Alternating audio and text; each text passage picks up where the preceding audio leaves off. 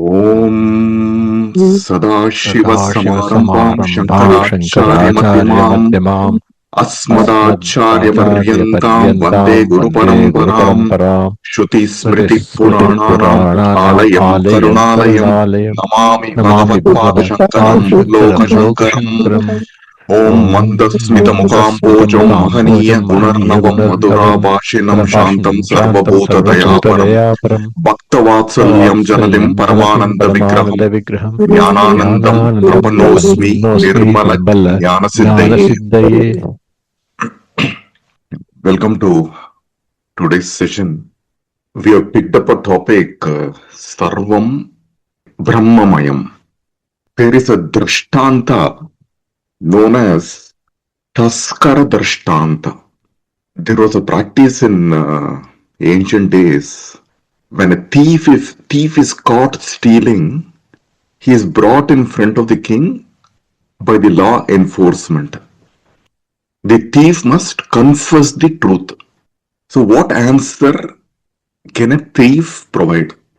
There are two possible answers a thief can provide. What can he say? He can say, I've stolen or I have not stolen.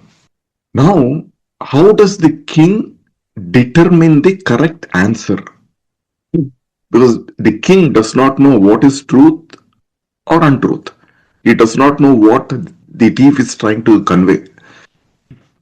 So the king orders a red hot axe. Axe is called as parashu. So he orders the parashu to be brought, and then he tells the thief to hold the red hot parashu in his hand. If the thief had said the truth would protect him, which means the red hot axe will not burn his hand. Conversely, if the thief has lied or said the untruth, the red hot axe would burn his hand. So this drishtanta is called as taskara drishtanta. It is just an example. So between the person and the parashu, there is only one statement. So this statement is about is the thief conveying the truth or untruth. If it is the truth will protect the thief like a shield, like a kavacham. When it rains, we wear a raincoat, correct? So the raincoat protects the body from the rain. So in this case, if the thief's hand is burnt, the king will put him in jail. And conversely, what happens if the thief's hand is not burnt? Person will be freed. So this is Taskara Drishtanta. So now let us ask a question to ourselves. So someone is asking a question to us. Who are you is the question. So what will be your answer? So if somebody questions you, who are you? What will be your answer? So the answer you convey is it truth or untruth?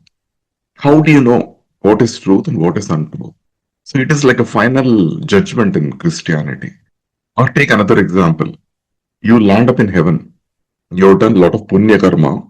So the body is shed. So you land up in heaven. So in the heaven, you are asked a question. Who are you? They have not seen you in heaven. This is first time they are seeing you. So somebody in the gates of the heaven, the Dwarpalak, questions you, who are you? So what will be your answer? If your answer is incorrect, you'll be pushed out of the heaven. You'll be thrown out of the heaven. So if your answer is correct, you'll be let inside the heaven. So the Dwarpalaka, he is standing between you and the heaven now. So what will be the answer? So you'll be obliged to say some answer. So whatever answer you say, how do you know the answer is true or untrue? So the question again is what? Who are you? See, it's like this. A thief is entering a home during the midnight to steal. So in the house, everybody is asleep. So he wakes up the owner of the home who is sleeping in the bed and is questioning the owner with a sharp knife. So he's asking the owner, tell me the truth. How many gold ornaments do you have at home? So the thief wants the owner to be truthful in this case. And the owner is shivering. So the owner is in a sort of a conflict. Should I say the truth or should I not say the truth? He does not know what will hurt him. For example, if the owner gives away the truth about the ornaments, the thief will steal and get away. Most probably, the owner will be spared. However, what will happen is the owner will suffer because of the loss of wealth. So there is a saying, right? The truth always hurts. So the owner is in a dilemma whether he should say the truth or he should say the untruth. So similarly, here you asked a question. You're standing in the gates of the heaven. You're asked the question, "Who are you? Be truthful. Otherwise, you'll be thrown out of the heaven." Exactly like what happened to Trishanku. So you're all familiar with the story of Trishanku, which appears in Ramayana. So Trishanku was also asked the same question: "Who are you?" If we know the right answer about ourselves, we can jump into heaven, and that heaven is the ultimate mystery. Correct? We don't know what heaven is. We have heard about heaven. The scriptures talk about heaven. We have heard about heaven from our elders. They have their own opinion on heaven. But we don't have the experience of heaven. So heaven is a mystery. So if we know the truth about ourselves, who you are, you can jump into heaven. You can jump into the ultimate mystery. So the same question was asked to Trishanku. So you know the story of Trishanku. So Trishanku was a king. His name was Satyavrata. So he goes to heaven. His desire is that he should land up in heaven. Not only that, he wants to go to heaven with his physical body after death. So he lands up in heaven. In fact, he approaches Vishwamitra. So Vishwamitra says, Vishwamitra is a powerful rishi. He had renounced his kingdom and he has been challenged by Vasishta. Vishwamitra had this inner urge to prove himself. So he says, I'll help you. I'm going to help you. I'll send you to heaven. And Vishwamitra has got all the necessary powers. He conducts a big yajna and he sends Satyavrata, the Trishanku, King Trishanku, to heaven with his physical body. Then he goes and lands in the doorsteps of heaven. And a question was asked to him, who are you? Why are you here? And all the devatas led by Indra refuses the entry to Trishanku. They see that Trishanku is not worthy to enter heaven. The Dharma is also not protecting Trishanku. Sometimes the Dharma will not protect the individual if the individual has not led a dharmic life. So the gods are unwilling to let Trishanku into the heaven. As a result, what happens? Trishanku was kicked out of heaven. He was thrown out of heaven back to earth. So he comes falling down, and Trishanku is in this sort of frustration, right? I'm not able to convince the devatas so that I can step into heaven. They're asking me a question: who are you? Why are you here? Why should we allow you inside the heaven? He's very frustrated, so much of desires. He again goes back to Vishwamitra. Powerful sage. Vishwamitra at that point in time was a very, very powerful sage. He had renounced his kingdoms. He was an emperor. He renounced his kingly status and he spent all his time in tapas and he achieved a lot of spiritual powers. He goes again back to Vishwamitra and talks to him about his experiences. This is what happened to me when I stepped into heaven. They pushed me out. Vishwamitra said, don't worry, I will send you again. You don't know my power. My power is much, much bigger than the Devatas. So Vishwamitra organized a massive ritual in Yajna and elevated Trishanku through the Yajna and sent him to heaven again, and still the gods, the Devatas led by Indra, would not accept Trishanku to step into. And that was the yogic power of Vishwamitra. Vishwamitra was enraged. He's again being kicked out of heaven. He's falling down for the second time. So Vishwamitra had to prove himself. His mind was about Vasishta, right? I should be equal to Vasishta. If the heavens do not allow Trishanku, I can create a heaven. That is my yogic power. And Vishwamitra uses his immense yogic energy, and as Trishanku is falling down to earth, because Indra pushes him back, Vishwamitra suspends Trishanku upside down in the sky. So Trishanku is hanging in between. Neither earth nor the heaven is hanging somewhere in between. He is suspended upside down. On that point, Vishwamitra creates a celestial region for Trishanku. And Trishanku resides in that celestial region. He is neither there nor here. He is neither in the heaven. He has not tasted the heaven. He couldn't taste the heaven. He is neither on earth. So that is the state of Trishanku.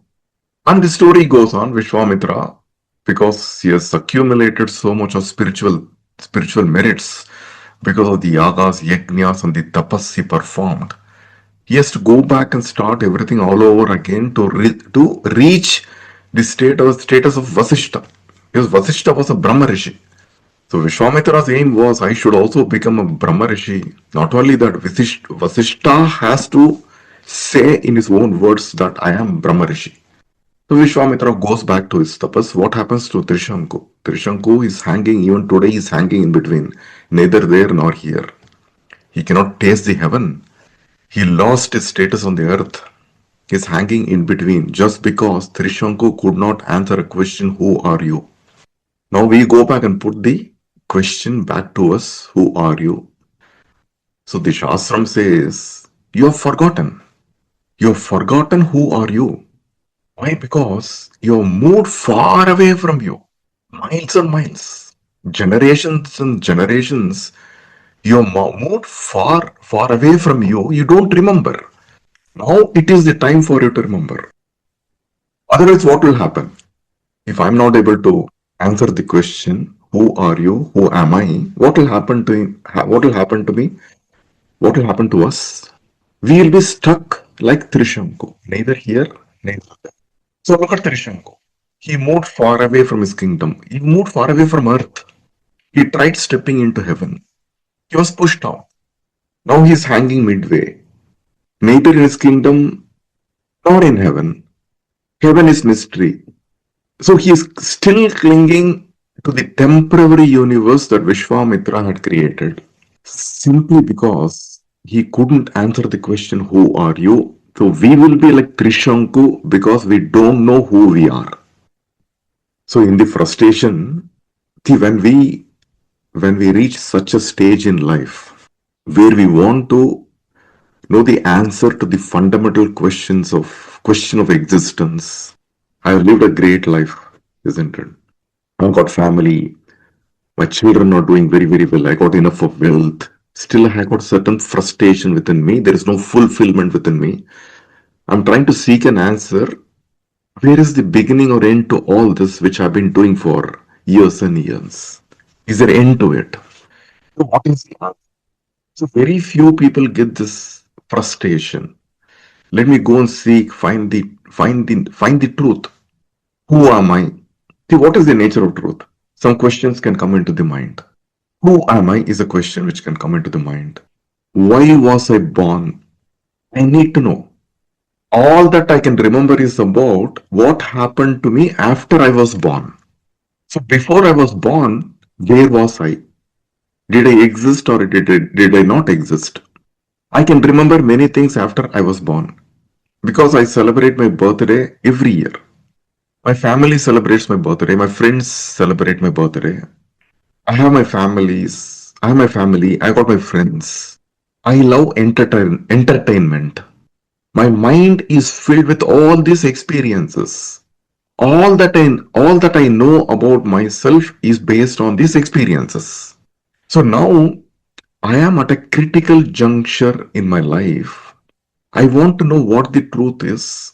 Whatever I know about myself, is it true or untrue? Whatever I know about myself is based on my experiences in the world. How I experience the world, how people talk about me, what I hear from others. All this make up my understanding about who I am. So is this true or is it untrue? So I am in this critical juncture.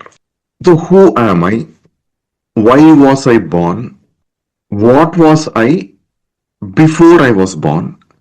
Did I exist or not? All these questions will naturally trouble the mind. Why was I born and why people celebrate my birthday? So these questions arise in certain minds. Not everybody is interested in these questions.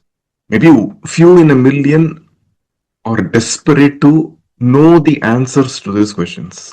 So the Shastram calls them as mumukshuhu. So mumukshu is the mind which is looking for an answer. Through the answer, the mumukshu is trying to liberate himself or herself. So liberation is called as moksha. So the mumukshu is in pursuit of moksha. So where is this starting point for me? See, for me in this birth, the starting point has always been this birth, isn't it? So knowing about birth will reveal great truths about you, great truths of life about you. So birth becomes the starting point. See, birth becomes the starting point from the standpoint of my current knowledge. See, whatever I can remember is only the experiences which happened to me after my birth. So birth becomes my starting point because I don't know what was I, whether I existed or not before this birth. I don't know. Here, let me work on something which I know. So birth becomes my starting point. So this particular birth, I was born in such a date. So knowing the truth about the birth will reveal great truths about life to you. So birth becomes a starting point. And that starting point is very important. How did I start my birth? If I know the answer, I will know the purpose. So if I know the purpose, the life I lead will be in tune with the purpose. Is this my first birth? That is also another question, isn't it? Maybe there is a situation I was never born before. This first time I am born, or if I still have the confusion, then the question will still linger in the mind. Was I born before? Because some religions don't accept reincarnation. From their point of view, this is the first birth. The death also will be the last birth. They don't know what happens. They believe that death is also the last death. But birth is also the first birth. And here the question is we don't know the answer. So along the lines, another question can arise in the mind. What can I call as my birth? All these are very pertinent questions, right? So what can I call as this birth? The moment I appeared in my womb, in the womb of my mother, so should I take it as my birth? The moment I appeared in the womb of my mother, can I take it as my birth? Conversely, another question may come. How can two beings exist in the same body? My mother is also existing in the same body, appearing in the womb of my mother. Is it possible for two people to appear in the same body? It beats my logic. Or is it the moment I was delivered and I came into the world, should that moment be taken as my birth? So, what is the truth? See, birth is also an experience. Birth is like an incident that happens. See, in our life, many incidents happen. Each incident is an experience for us. And we know by experience that we are always present in every incident that we experience because experience happens in the awareness. Without awareness, you will never experience anything. You will not experience the incident. So awareness becomes fundamental. So look at birth in this context. The birth is also an incident which is happening, and that incident is happening in my awareness. Otherwise, you will not be able to recognize the birth. And that awareness is the truth. So we have to recognize the truth, which is the awareness. The births are happening repeatedly. What is the pramanam? Pramanam is the Shastram. Shastram says you go through innumerable births and deaths, never-ending cycle of birth, and you're unconscious about it. And that is the reason you don't remember anything. You don't have clarity. You don't have clarity if this birth is the first birth or if it's a millionth one. We don't know. You don't have clarity. And every birth, you forget. You forget about the previous birth. Everything is happening unconsciously to you. If something is happening unconsciously to you, how will you remember? See, you're sitting in front of the TV, watching a program, but your mind is somewhere. You will never notice what is happening in the TV, correct? The story which the TV is displaying will not register in your mind because your mind is somewhere. So that is an example of how we live a life unconsciously. We don't even remember, what we had for breakfast, eating breakfast also unconsciously. Many activities we do it unconsciously. But everything happens in our awareness. It's about shifting the mind towards the awareness, which we don't do. So the birth is also happening. Birth is an incident. So million times I've been born, but I don't remember any birth. So the Shastram says here is look at birth as an incident which is happening in your awareness. Don't be unconscious because you're unconscious. See, there is a story about a father and son. So both the father and son, they are drunkards. So during the weekend, they would like to party and enjoy. So Saturday comes, they have to go and hit the bar. So both of them go and they drink to the brim in the bar and forget themselves. At the peak of their forgetfulness, the father will ask the son, "Who are you? What is your name? Where do you live?" And the son will answer, This is my name. I live in this particular area, and this is what I do." And in turn, the son will also ask the father the same question, same set of questions. Who are you? What's your name? So both the son and the father, they live in the same home. They also sleep in the same room. So at the height of their forgetfulness, every week it happens, they have to question each other. Same set of questions, same set of answers. And they used to repeat this every weekend until the time both of them come to their senses and understand the truth. The same thing is happening.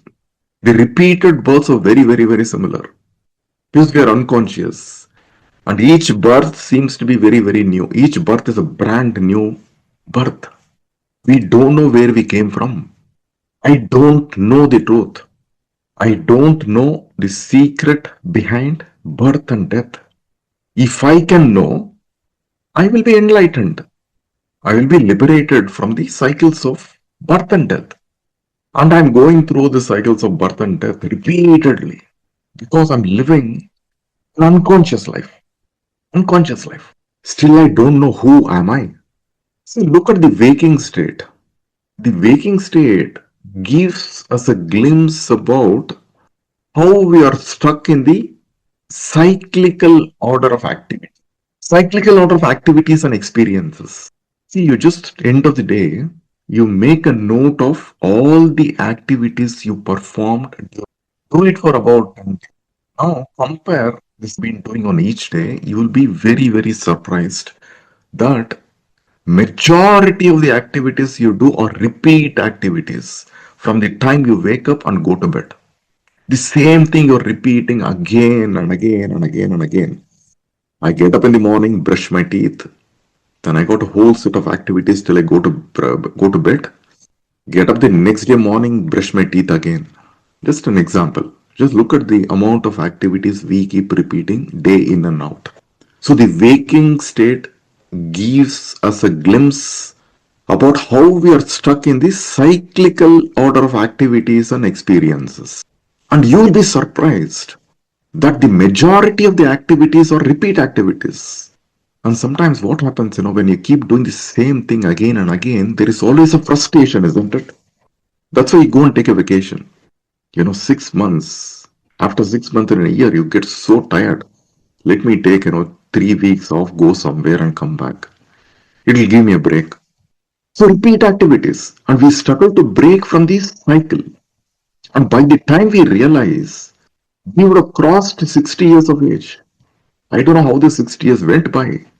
My school days look so far, somewhere in the past. Then I got married. I got my family. I got my children. I changed some 10 jobs during the last 50 years. I built my home. I went through many, many experiences. I was so, so busy in my life. I don't know how the 60 years passed. And the 60 years, We don't even know that every day we are repeating the same set of activities again and again. Majority of the activities we do are repeat activities. And the birth is very, very, very similar. Repeated births. And every birth, I repeat the same activities again and again. So this is a problem, isn't it? The first thing is to recognize this problem. So birth becomes the starting point. So I recognize this problem. I inquire into the nature of the problem. And this is where the Shastram is guiding us. The Shastram is guiding us to know the existential truth. And this existential truth will flower in us. And that is the aim of the Shastram.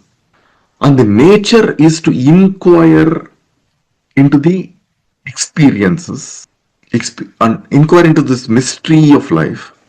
And I can also chart my future course of action. That is also possible.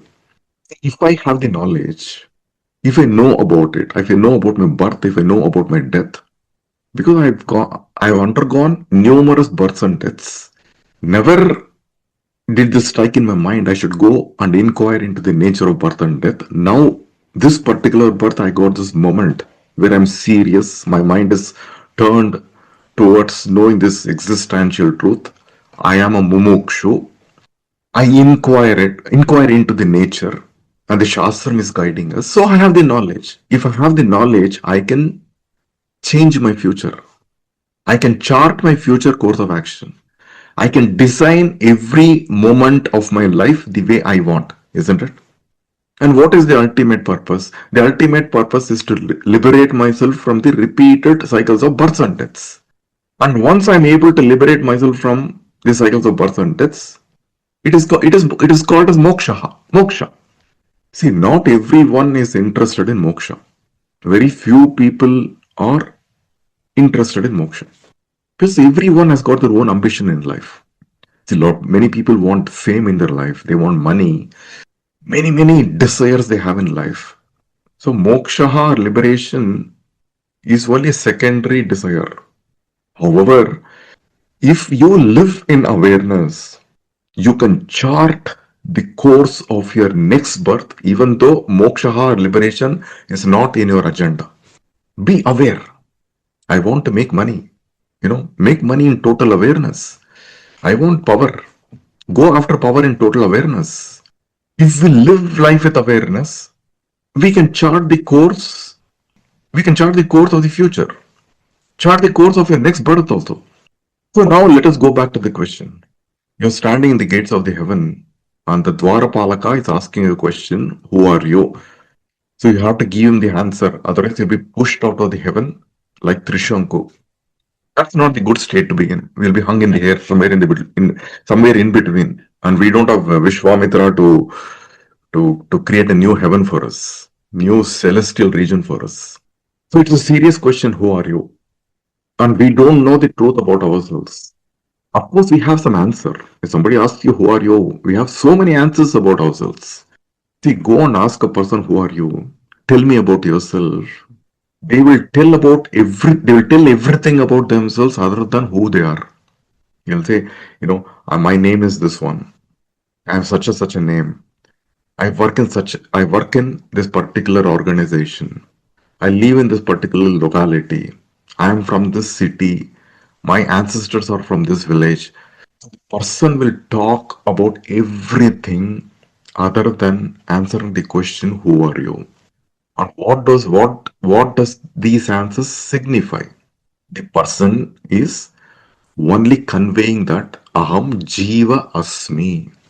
So that is the position of this person when he tries to answer the question, who are you?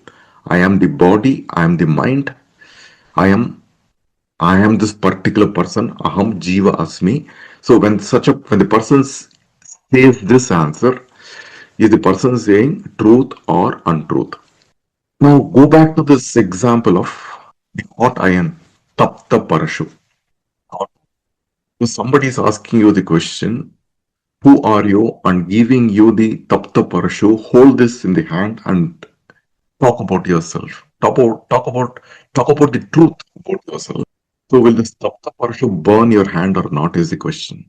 If aham jiva asmi is the truth, if you say aham jiva asmi, the world becomes the truth. Whatever we identify ourselves with, the experiences, all experiences in the world is what we believe as myself. So aham jiva asmi becomes the truth in this case. So when we say aham jiva asmi, we will suffer in the world, isn't it? We will suffer from misery. The misery is called as tapatraya. Tapatraya means misery. Threefold miseries. There are three kinds of miseries we face in the world. Remember, we are holding to the experiences of the world here. We believe that the experiences in the world is what make us. The experiences are the truth. So when you're holding to the experiences of the world becomes truth for you. So that truth is the Tatta Parashu. The world is the Tatta Parashu for you. You're holding the world in the hand. So will the world hurt or not?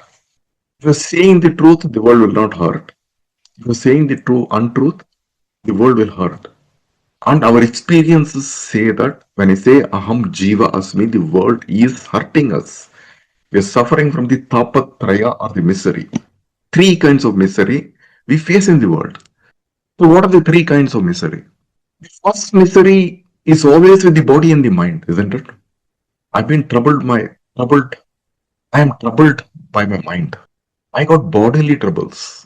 I suffer with my body. Especially when I grow older and older, I age. I got bodily troubles. My mental anxieties don't leave me at all. So this is the first kind of misery. I'm holding to the world. I'm holding to the world. So this first kind of misery is adhyatmika. And the second kind of misery. I live in a particular society. The society can also trouble me.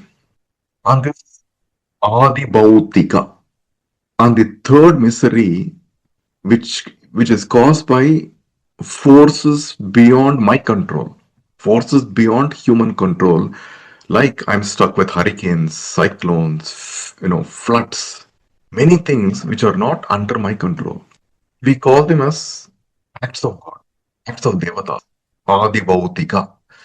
So Tapatraya means Adhyatmika, Adibhautika, and Adidaivika. I suffer because of Tapatraya, because Aham Jiva Asmi is the truth, and the world is burning me like Tapta Parasham. We're holding the world tightly as though the world is the reality and we're unwilling to let it go. And obviously, when you hold the red dot iron in your hand, it'll burn your hand. The Adhyatmika, Adibhautika, and Adidaivika are the three kinds of misery, and they never seem to leave us. So when we say Aham Jiva Asmi, the world will burn us. And we'll end up in jail, like how the king will put the thief in the jail. This is the nature of duality. And we are established in duality and we suffer in life. So life exists through duality. What we experience what we experience as life exists through duality. See, what is duality? Duality is nothing but pair of opposites. One exists because of the other. Happiness exists because of misery. Night exists because of day. So this is the nature of duality. If one thing happens, the other thing is waiting to happen. If I am in the state of happiness, the happiness does not exist forever. Misery is waiting to happen. I'm enjoying the day. The night is waiting to happen. So the life is like a river. For the river, you need two banks. The two banks are needed for the river to support the river. Otherwise, what will happen to the river? The water in the river will disappear. The bird also needs two wings to fly. This is an example of duality. We also need two legs to walk. So life as we experience is nothing but duality alone. This and that. And when we try to answer the question, who are you? We are not able to determine the correct answer. Isn't it? What is the correct answer? There are only two possible answers, isn't it? I can say the truth or I can say the untruth. Now, so far, I believe very, very strongly, Aham Jiva Asmi. That is the truth. I'm all this. I'm all these experiences. Now, what will happen So am I suffering because of that or not? And our experience shows that we are suffering. The world is troubling us. So if I say the truth, I will be freed from jail, otherwise I'll be put in jail. So Aham Jiva Asmi is burning us, burning me. So what can be another answer? There can be only two possible answers, isn't it? There cannot be three answers, only two answers, this or that. See, the thief is standing in front of the king. The thief can only say the truth or untruth. I stole it or I did not steal it. Likewise, there are only two answers when the question is asked to you, who are you? What are the two possible answers? Aham Jiva Asmi or Aham Brahma Asmi. One of them will burn you, one of them will liberate you. What will burn you, what will liberate you is easy to find. When I say Aham Jiva Asmi, I'm holding to the world, and the world is Tapatraya. I've been troubled by this threefold miseries. So Aham Jiva Asmi can never be the truth. The Tapta Parashu is burning my hand.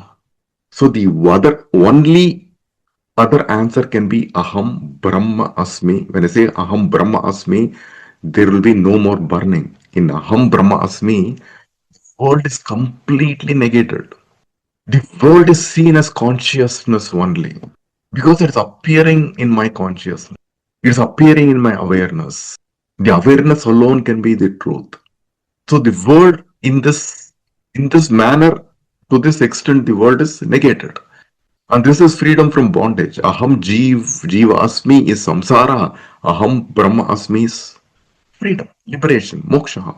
And we are ignorant about our true nature. We are ignorant about our true nature, Aham Brahmasmi. And there is a false understanding, Aham Jivasmi. So whenever I talk about myself as the truth, so far I've been talking about myself, which is untruth. I know it has troubled me. I didn't know the truth. Now I know the truth. Because there can be only two possible answers. There is no third answer. So if we know the truth, we'll start seeing the world in a very different angle, very different light. Our attitude towards the world will change. It's about being established in awareness. And the world is awareness alone. This awareness is called as Brahma. So when I see the world as awareness alone, it is Sarvam Brahmamayam, isn't it? Wherever I see only awareness alone. Everything exists within my awareness. See, I'm walking in a forest. It's absolutely dark. I am holding a torch in the hand. The torch has got a beam. So whatever is visible to me in the forest is only appearing in the beam alone. Inside the beam, not outside the beam. So everything is happening in my awareness. There is nothing outside my awareness. The whole world which I'm experiencing is only happening in my awareness. So I see the world as awareness alone. So I negate the kind of world which I've been seeing so far. I completely discount it. So my attitude toward the world has changed because I know the truth. What is the truth? Aham Jiva Asmi is not the truth. Aham Brahma Asmi is the truth.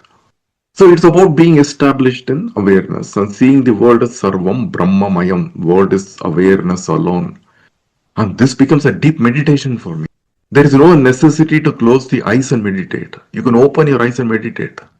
Why should you close your eyes and meditate when you see everything as awareness alone? If I'm ignorant, what happens?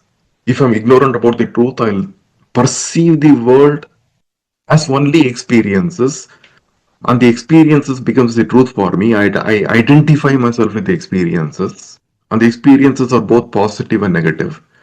The positive experiences, keep me happy for some time. Negative experiences trouble my mind. Whereas the one with this knowledge, one who knows the truth, the jnani, sees awareness alone as the world. Awareness is oneness, isn't it? You cannot have two sets of awareness. It's oneness. It's one awareness. That one awareness is Brahma. Sarvam Brahmamayam. So there is no necessity to run away from the world. See, there is no necessity even to renounce the world. Because the jnani knows the word as Brahmam alone, Sarvam Brahmamayam, and this is the contemplation. This is a deep meditation. So start seeing the word as Sarvam Brahmamayam. Keep your eyes always open. When I say keep your eyes open, be aware. Don't shut your eyes. Shutting the eyes is ignorance. Keeping eyes open is awareness. Keeping eyes open is meditation. So see the world as Brahmamayam, and that is the truth. So it's enough for today. Okay, we'll end this session. Om Sadashiva Samarambam Shankaracharya Madhyamam Asmadacharya Paryantam Vande Guru Paramparam Shruti Smriti Purananam Alayam Karunalayam Namami Bhagavad Pada Shankaram Loka Shankaram. Hari Om Ji. Hari Om Guruji. Hari Om Guruji. Hari Om Ji.